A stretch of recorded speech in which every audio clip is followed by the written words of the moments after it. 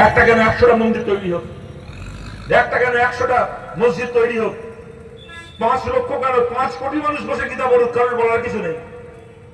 কিন্তু ভাবতে পারেন আমাদের আপত্তি এইটা নয় যে কেন গীতা পড়া হচ্ছে, আমাদের কোনো আপত্তি নেই যদি কোথাও মসজিদ তৈরি হয়, কিন্তু আমাদের প্রশ্নের জায়গা গীতা পাঠ করা হবে সেইটা ঠিক করবেন মন্দিরের পুরোহিত, সেটা সুনন্দ অধিকারী আর সুভদ্রা মজুমদার গিয়ে কেন ঠিক করবে কোথায় কোন লোক বসে গীতা পড়বে।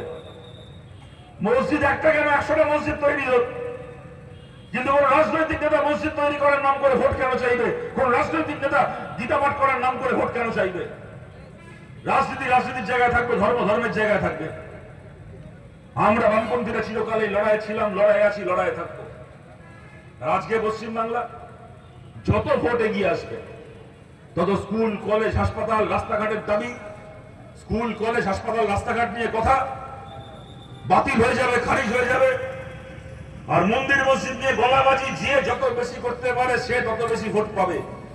এই বাংলারা তৈরি করতে চায়। আমরা দল মত নির্বিশেষে বলছি, আপনারা যদি মনে করেন বাংলার এই চেহারা হওয়া উচিত নয়, রাজনীতির এই চেহারা হওয়া উচিত নয়, এখানে প্রশ্নকালী রাজনীতিকে ধর্মের হাত থেকে রক্ষা করা নয়, মানুষের পবিত্র ধর্মকেও আমরা রাজনীতির হাত থেকে রক্ষা করতে চাই। যে মানুষ একটা আস্থা নিয়ে মসজিদে গিয়ে নামাজ পড়েন, যে মানুষ একটা ভালোবাসা নিয়ে মন্দিরে গিয়ে পুজো করেন, তার সেই আস্থাকে তার সেই ভালোবাসাকে নিয়েও সস্তা রাজনীতি যেন না হয়, আমরা সেই লড়াই করছি বামপন্থীরা। খালি বাংলাকে রক্ষা করার জন্য, রাজনীতিকে রক্ষা করার জন্য নয়, আপনার পবিত্র ধর্মকে রক্ষা করার জন্য এই ব্যবসায়ীদের হাত থেকে আপনার ধর্মকে বাঁচাতে হবে। তার জন্য বামপন্থীদের পাশে আমরা দাঁড়ান। বামপন্থীরা এই রাজনৈতিক ব্যবসায়ীদের হাত থেকে আপনার ধর্মকে আমরা রক্ষা করতে চাই। আজকে তৃণমূলের চুরি, তৃণমূলের খুন খারাপি নিয়ে দাঁড়িয়ে ঘন্টার পর ঘন্টা বলে যাওয়া যায়, যদি বলার কোনো শেষ নেই। তৃণমূল চুরি করে যাবে, আমরা দাঁড়িয়ে গালাগাল দিয়ে যাবো, দেখুন আমাদের গালাগালকে ওরা চুরি করা বন্ধ করবে।